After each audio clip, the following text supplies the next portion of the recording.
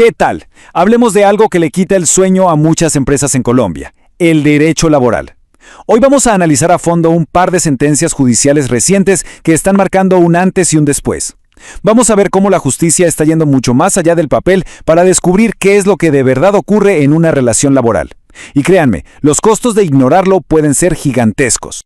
A ver, empecemos con este número, 28 años. Pensemos un segundo en lo que significa eso. Casi 3 décadas de trabajo dedicadas a una sola empresa.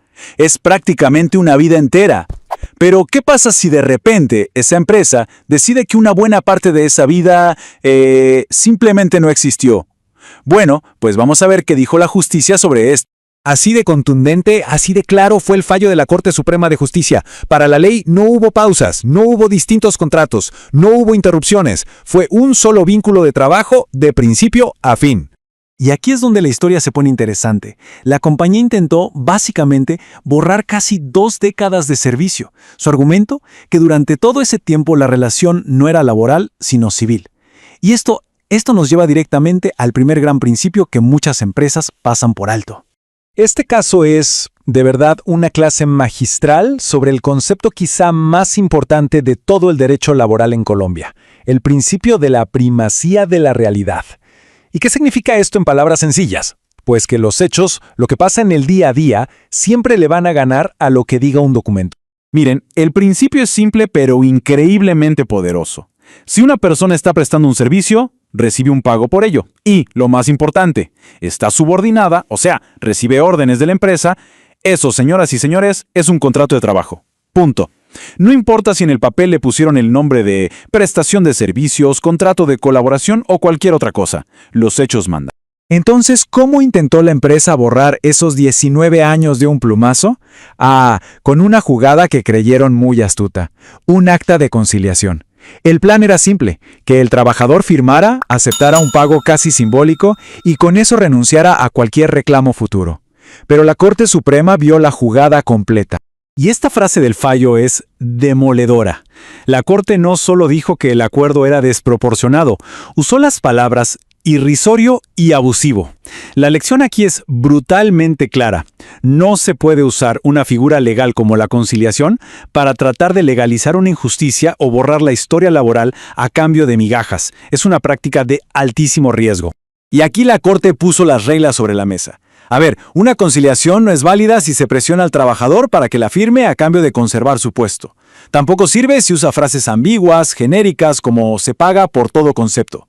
Y como ya vimos, el monto tiene que ser justo, tiene que ser razonable. La conciliación está para resolver conflictos reales, no para crear ficciones legales.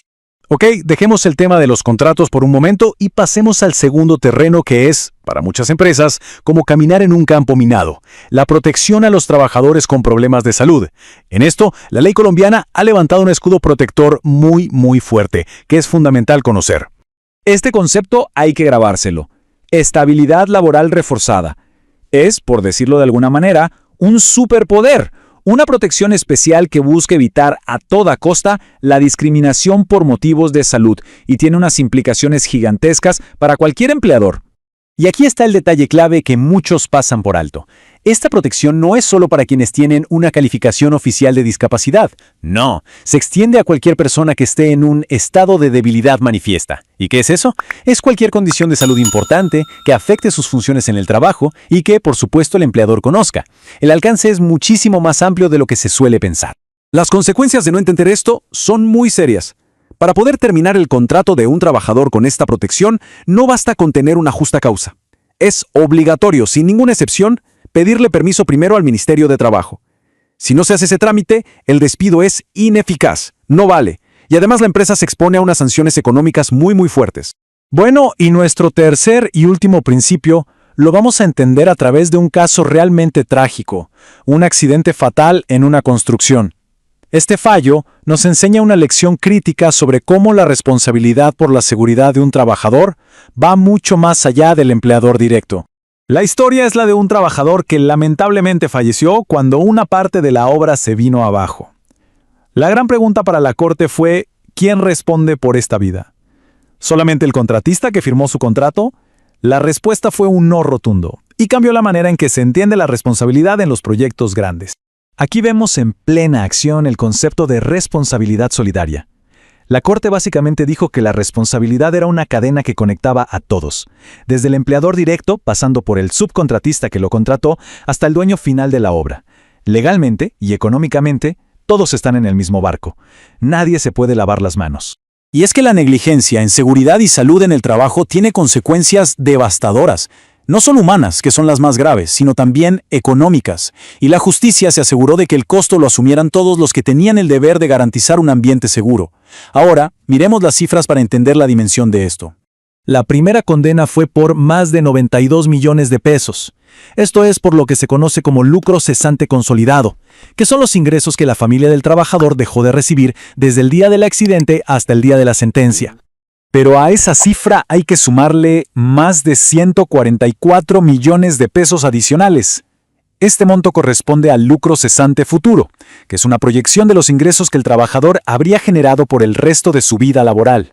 Y finalmente, una condena por perjuicios morales, que se tasó en 100 salarios mínimos legales mensuales vigentes. Si uno suma todo, se da cuenta del altísimo precio que se paga por la negligencia en la seguridad.